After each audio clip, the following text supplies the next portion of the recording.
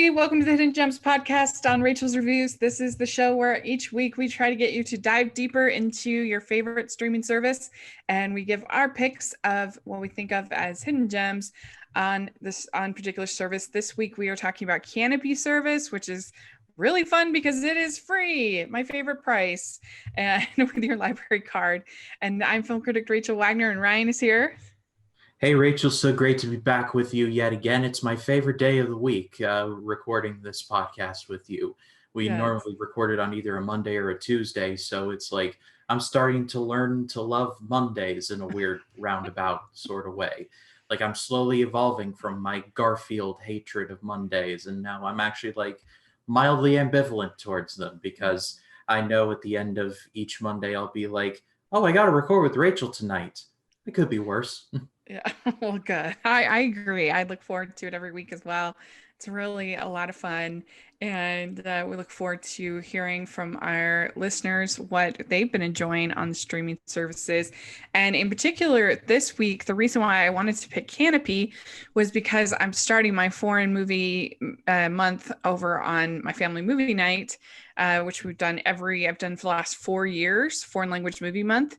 And this is, as the name would suggest, it's a month where we talk about all non-English films for families, and I really enjoy doing it. It's a lot of fun. And this week I'm talking about The Red Balloon. My review for that went up, and that is available on Kanopy to watch if you want. It's such a sweet little film, and it actually is one of the only shorts, if not I think the only short, to win Best Original Screenplay at the Oscars. And that's kind of amazing because it has almost no dialogue. So how did it win Best Screenplay?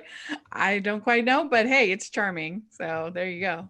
Yeah, and I'm definitely looking forward to watching those videos because out of all like my filmography, like knowledge, if you want to call it that, like foreign movies are just kind of like a weak spot for me. Not out of any just pure ignorance. It's just either lack of availability or just other outside factors. So I really got to get back on it, and I've actually got some things cooking up over on my channel that may include some foreign films, but I'll just have to develop it a little more and then unveil it to the masses. Don't want to pull a Fire Fest or anything.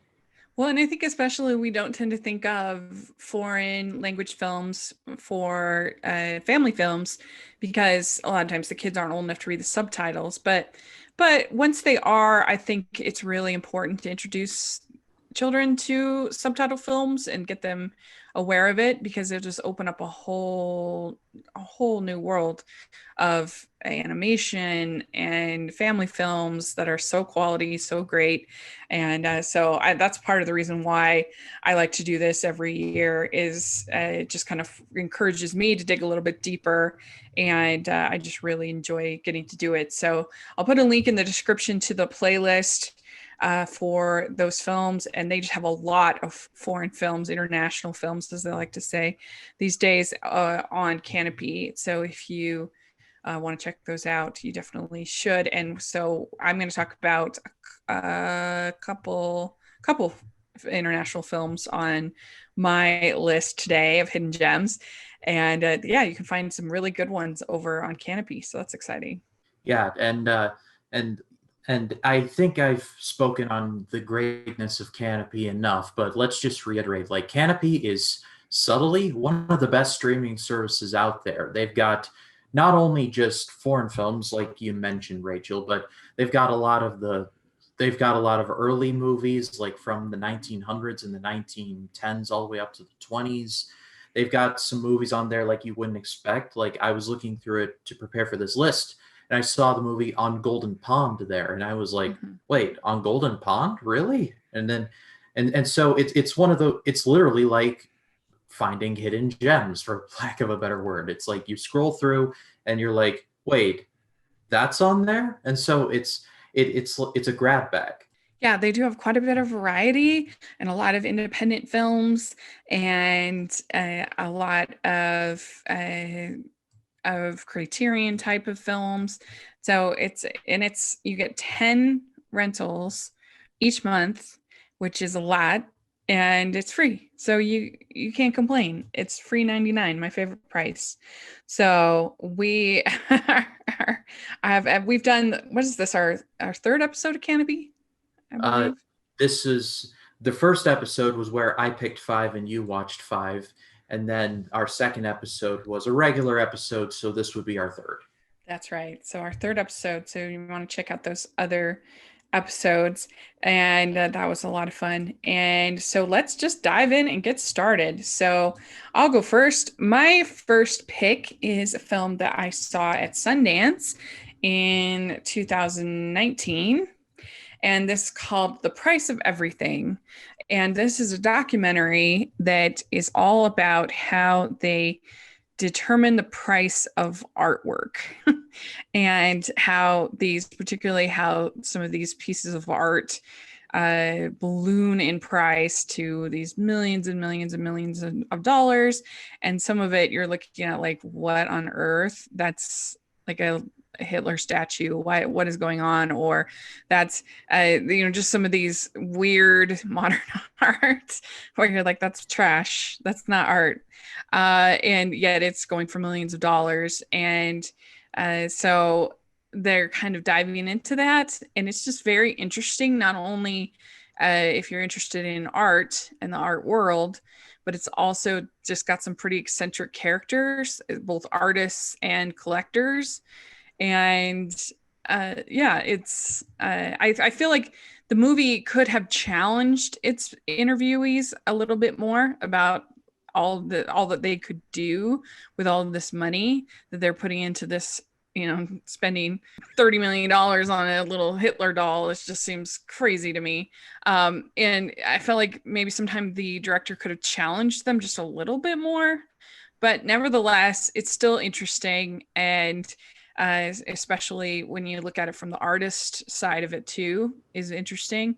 So I recommend it. I think people, if you have any interest in art or collecting or just in people and money and all these different things, then I think you'd find it interesting. So wait, just a brief bit of context. Someone paid $30 for a Hitler doll? I can't Can you remember if it please was $30 explain? million, but it was millions and millions of dollars for this Hitler statue. That was like this little Hitler. Yeah, I didn't get it. And it was a Jewish man that bought it too. What? So that's the kind of What? thing they dive into. Yeah, in the documentary. They were like, what?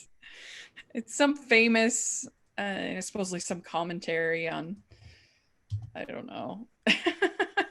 Meta commentary. Oh. Yeah. And I forget I couldn't tell you who the artist is, uh but yeah, they have these collectors on. And anyway, I recommend it. I think it's a interesting film that can be sometimes frustrating, but I feel like a good documentary should be sometimes frustrating at times, because you don't want one that's too slick. There's this whole artist who all they do is make these globes, and they look like lawn ornaments, like you'd see on my mission in Indiana. The Hoosiers would have these we called them the Hoosier balls, and they were like these balls, and outside, and just because they're from some famous artist, they're selling them for millions of dollars. And I'm like, you could get that at Home Depot for like $10. Yeah, But I I'm sure.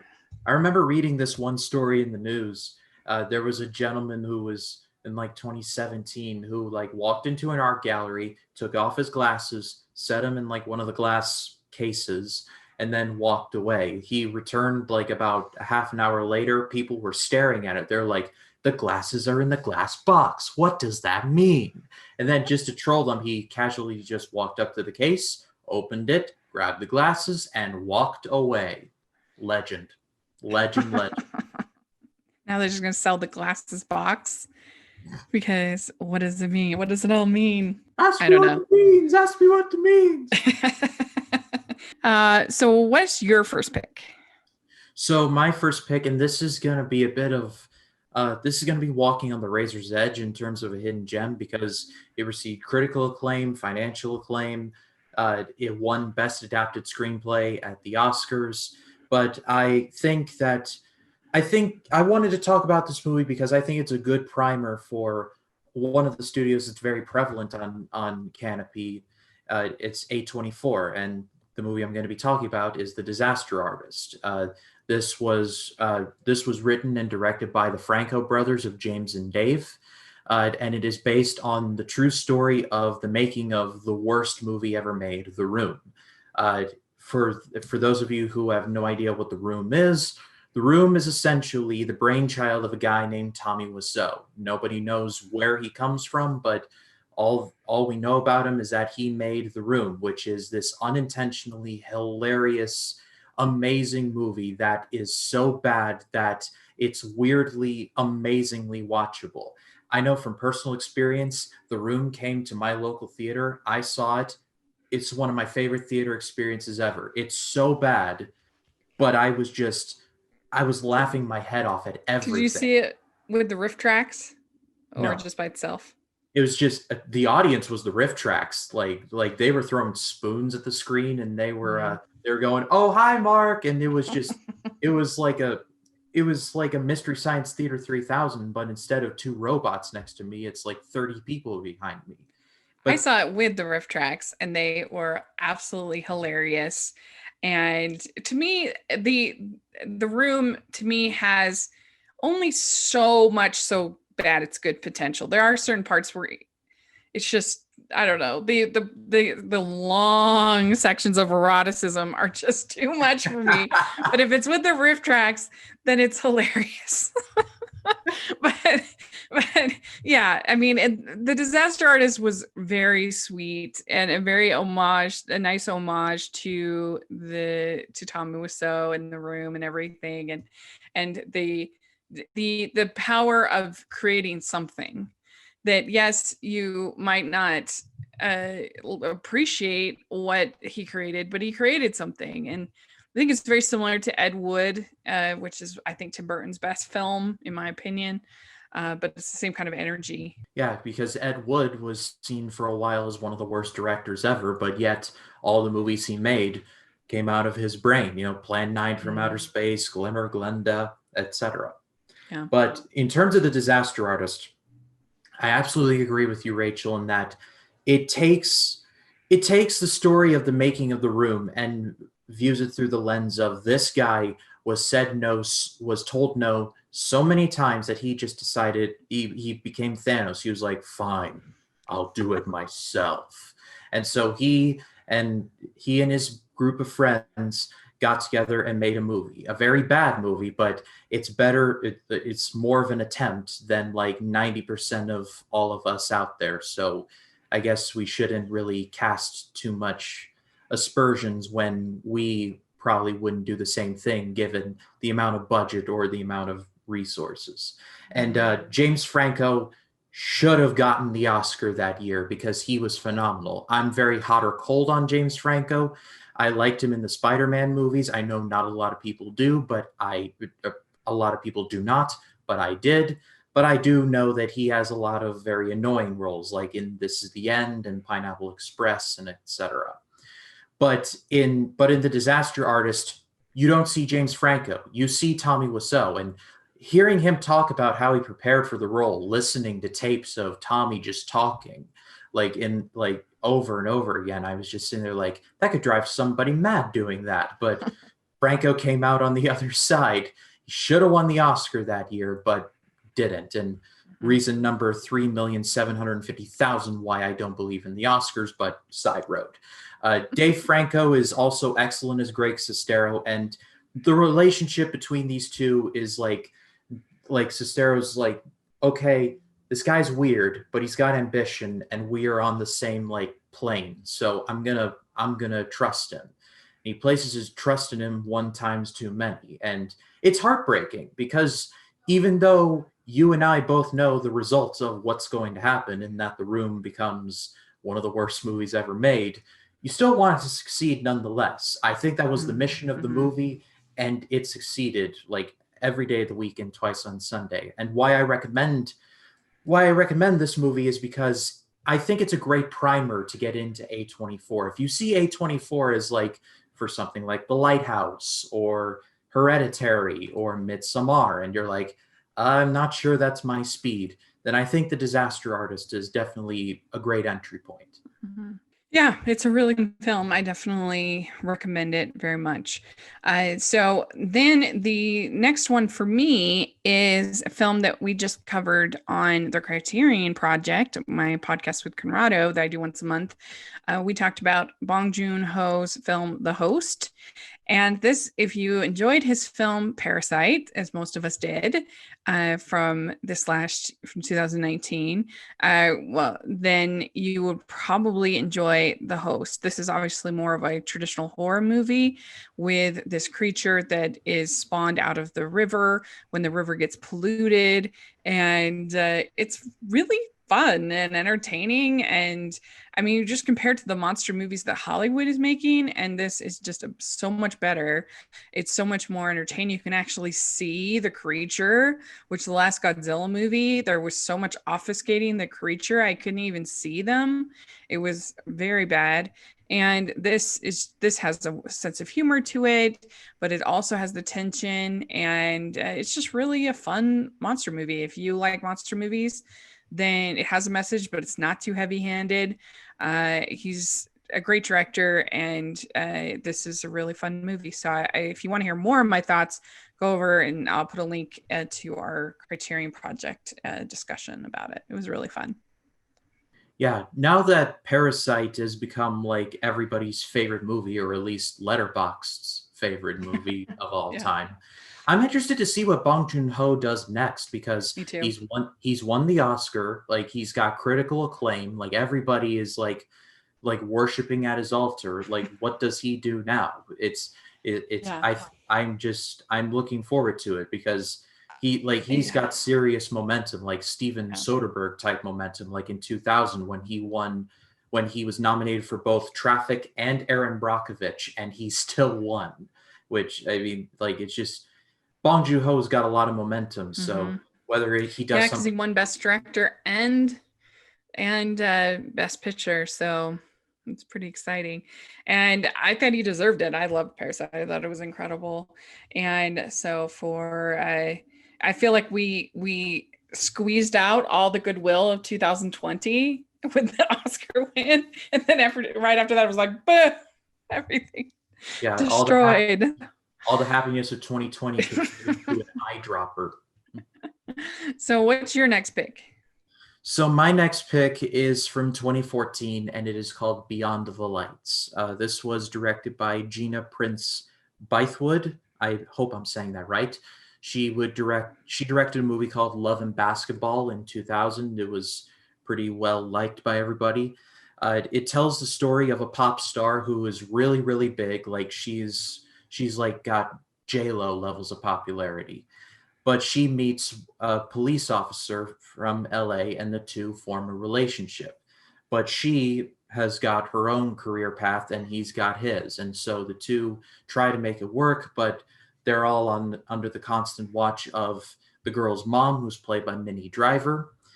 Uh, when I saw this movie, I was fully expecting not to like it because I went to see it with my mom, and I love going to the movies with my mom. But she picks the movies where I'm like, okay, well, at least the two of us will be together. I couldn't exactly be asked for Beyond the Lights. But when I walked out of there, I was like, wow, that was actually pretty good. The main lead is, I'm gonna try and say this name right, Gugu Mbata Raw. Close enough, right? Let me see. Yeah, I think that's Guga Mbathe Ray, Ra or Ray, or I'm not sure actually how you pronounce her name. Sorry. But she is very good in this. I agree. I think that her and Nate Parker have really good chemistry. It's very smoldering. Mm, And it's a kind of movie that could be super cringeworthy if it was on like the Lifetime channel or something like that. right. Uh, but because they have a pretty decent script with decent characters, it elevates it above sort of this rescue me kind of thing. Yeah, So because they do a great job in the script of establishing that Minnie Driver, Gugu Mbatha-Raw's mom in the movie, is not a bad person. She and her daughter grew up in a very rough part of London, and she just decided, she pulled a Ned B from Network. I'm mad as hell, and I'm not going to take it anymore. And so she pushed her daughter to the point where she's now a superstar, and she's not going to let that go. The script does a great job of not presenting her as like a momzilla or something like that. She's actually pretty reasonable. Mm-hmm. And Minnie Driver is actually pretty dang good in this movie. And when I was thinking about it, I was like, why isn't she in more movies? Because I remember her being in Gross Point Blank, which is very underrated, Good Will Hunting, which is one of my all-time favorites, and then in like the 2010s, she just kind of disappeared, and that makes me sad because I think she's really good. Yeah, I agree. I even enjoy her in Tarzan as the voice of Jane. Voice of Jane in Yeah, Tarzan. I yeah, completely forgot about that. yeah. So it's a good, if you read it and you think, oh, that sounds too sticky sweet. It's actually really not. It's good. People should try it. So my next pick is A Cat in Paris. This was an Oscar-nominated film. I think it's 2011, and in that year they had a really unusual year of nominees, and it had two foreign films nominated for Best Animated Feature, which was exciting: Chico and Rita and Cat in Paris, and both of them are good films. I'm not a huge Chico and Rita fan, but I love A Cat in Paris. I really do. I think it's so good. It's the year that Rango won, which I'm not a big fan of. So I wish that A Cat in Paris had won. I think it's the better film. But basically, I love the animation. It's very geometric, and it has like a Picasso kind of look to it, which I love. So there's that. Plus the story, basically about this girl who has this cat, and she ends up kind of stumbling upon this cat burglar who has a connection with the mob. And then the mob is the one who kind of coordinated the death of her father, who was a police officer, and her mother is also a police officer. So she has a super big grudge on this mafia guy, and so it's all about how this girl and her mother and the cat and everybody kind of work to take down this mafia guy, and it can get kind of scary. And her mom isn't necessarily super likable all the time. She's a pretty flawed character, which I actually really appreciate, because single moms can be kind of presented as these perfect archetypes who, are never feel any kind of weakness. And so I appreciated that she was a more human character in here, and it's just so beautiful. I love the music. I love the animation. So people should check it out. It's really good. Yeah, I was looking through still images from this movie on IMDb, and I'm like, wow, if this doesn't scream Rachel Wagner, then I don't know what does. Like, this is definitely a movie that would be like tailor made for you, and it looks very interesting to me. I do love Rango. I'm not gonna lie. I think when I don't know how far back you remember this, Rachel, but when we did our year in animation preview, which aged like just the finest of all, I Yeah. remember. Oh wait, actually, it was our favorite animated movies of the decade Oh yeah, yeah, yeah. with Cartoon Karma and Jaden Sapp, That was fun. and I said Rango. I had no idea that came out this that was in the same Oscar class as A Cat in Paris. So Hmm. I love Rango, but now I want to watch Cat in Paris just to like see which one's really better. Yeah, that'd be interesting to hear your thoughts on it. I just Ringo never resonated with me, and I don't know if it's just because I have not seen a lot of westerns, and so a lot of the things that sort of pay an homage to, I don't really get. But I don't know. To me, like the first 30 minutes are kind of just him ambling about, and I don't know. It just doesn't work for me. And then once they finally get on the search for the water, then okay, the story's starting and I like it better, but it's just never been my favorite. But I understand that a lot of people love it. But I prefer Cat in Paris. And I also loved Kung Fu Panda 2, which was also nominated that year. So it was an interesting. Puss in Boots I also really like. So it was an interesting year And for the Oscars. and the 2012 animation Oscars was a hell of a class. Kung Fu Hmm. Panda 2, Rango, Cat in Paris. Yeah. Like Kung Fu Panda 2 is just incredible. Hmm. Yeah, I love it. So what's your next pick? So my next pick is from 2018, and it is called Unsane. I brought up Steven Soderbergh earlier, and Hmm. not knowing that it was kind of an accidental perfect parlay into talking about Unsane. Unsane tells the story of a young woman who believes she is being stalked. And in her desperation to try and get anywhere else but out of the presence of this potential stalker, she gets involuntarily checked into a mental hospital. And the movie does an excellent job of building tension and presenting the question of, is she really insane or is she telling the truth? Steven Soderbergh shot the entire movie on the iPhone. This is the iPhone 11, but he shot it on the iPhone 10.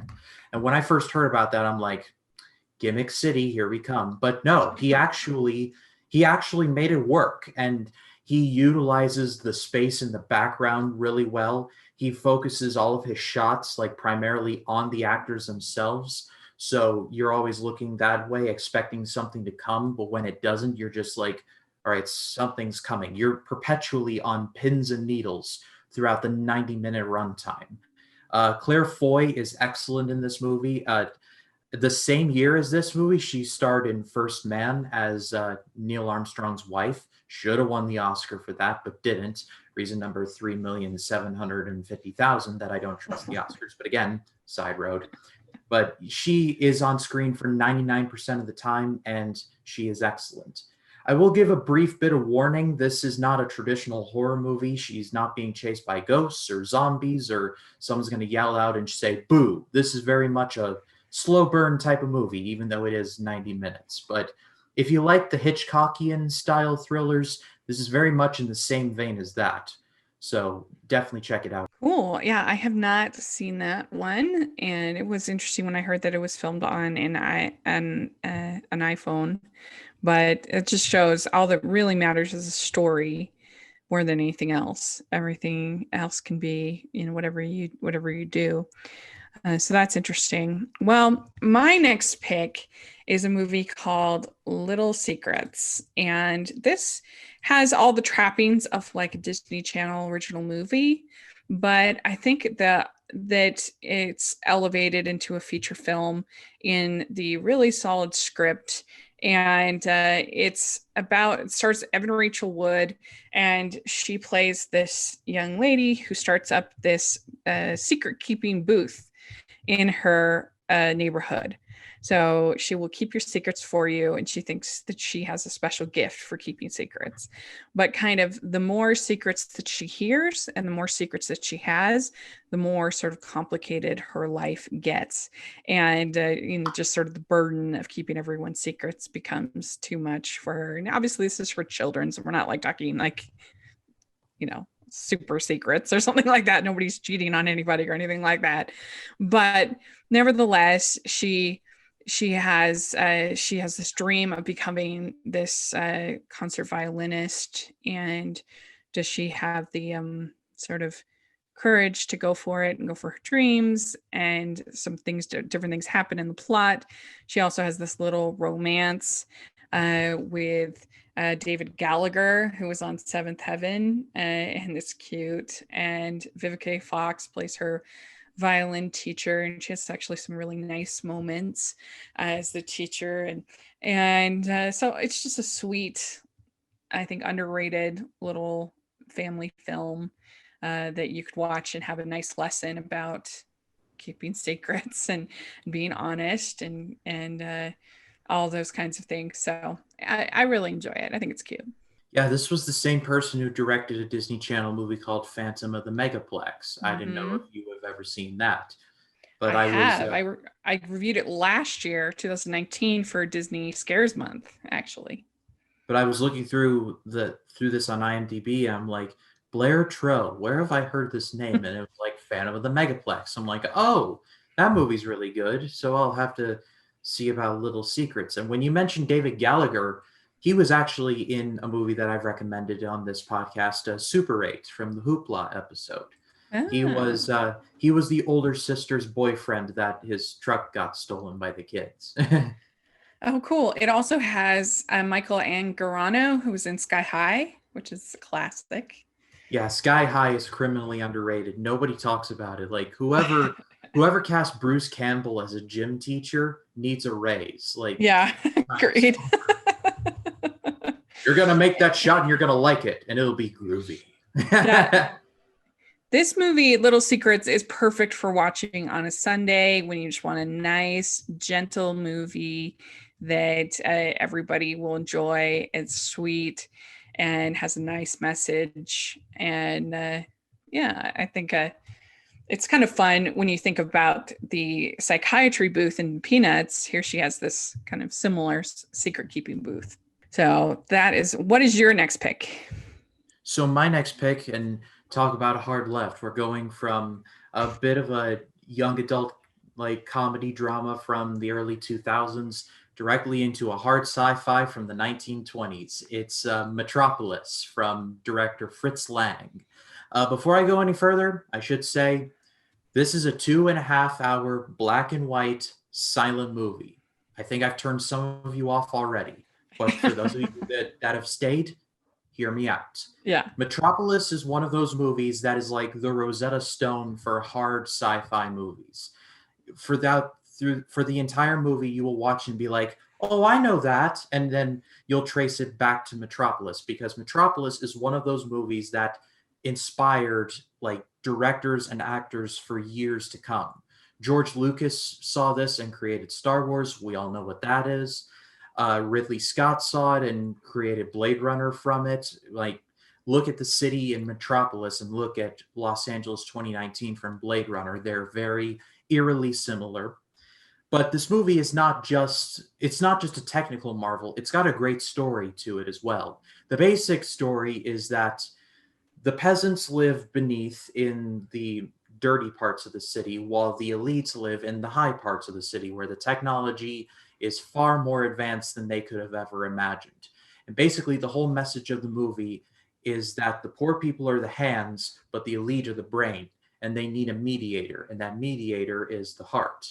The city has become so big that everyone has become just separated from each other, and it's destined for failure. It's an oddly relevant message considering our modern times, but again, side road. Again, this is kind of a difficult one to get into because 2.5 hours, black and white and silent. I get it. If any of you watch this and be like, Ryan lied to us and this is really bad, that's fine. I totally get it. But if you want to take a look at one of the origin movies of like episode 0 for the sci-fi movie canon as we know it today, go to Metropolis. Yeah, I actually have not. This is a blind spot in my viewing. I have not seen it, so but I've heard that it's really great. So I'll have to take care of that sometime. I have to check it off my list. So very good pick. All right. Well, my last choice is a movie called Faces Places, and this movie should have won the documentary best documentary award at the Oscars, but that branch in particular is very dubious. The documentary branch almost never gets it right, and they ended up giving it that year to some Olympics drug movie. I'm like, come on, Drugs whatever. in the Olympics, you don't say.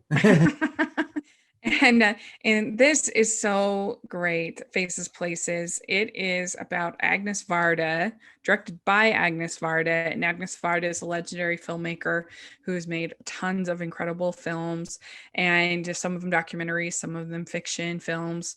And in this movie, she teams up with this photographer, this artist named JR, and they build this giant printer car thing. I don't know how to explain it, but like they can print out these sheets for these giant murals that'll cover up the whole of a building. And so they meet with the people and they find like the perfect mural to go on a particular wall or a particular building.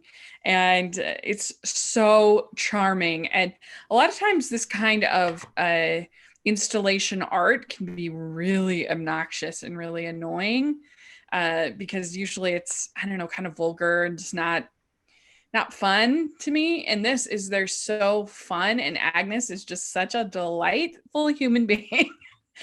You can't, and they're such like an odd pair, because you have this young artist, you have this older Agnes Varda, and it kind of looking back into her life and her career, and then also interacting with some of the people, and some of them some of the people are actually quite moved by the eventual art. And there's one woman in particular that, you know, kind of has all these insecurities, and then seeing her up on this mural, looking so beautiful, it moves her, and just all of that. It's so good. I absolutely love it. It's so charming. Yeah, I have never heard of this one. There's some times where I'm thinking like the Oscars has a best documentary category. I Oh, had no idea.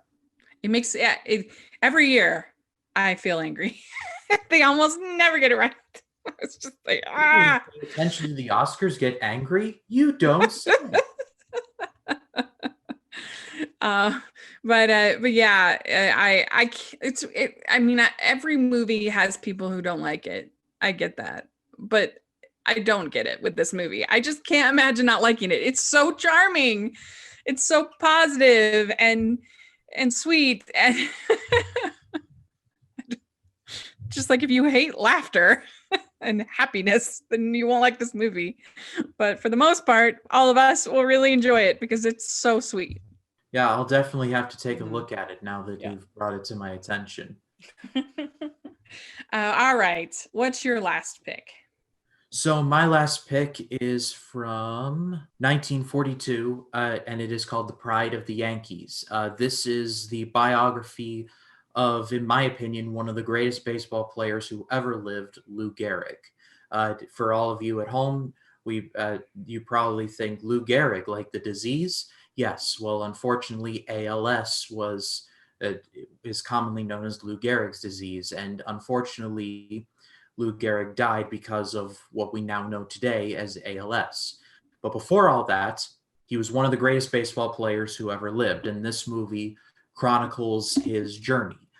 Gary Cooper plays Lou Gehrig, and Gary Cooper is one of the all-time greats. He's starred in a couple of my favorite movies ever, including Sergeant York, which was directed by Howard Hawks and is an absolutely incredible movie, one of the best movies about World War I ever, in my opinion.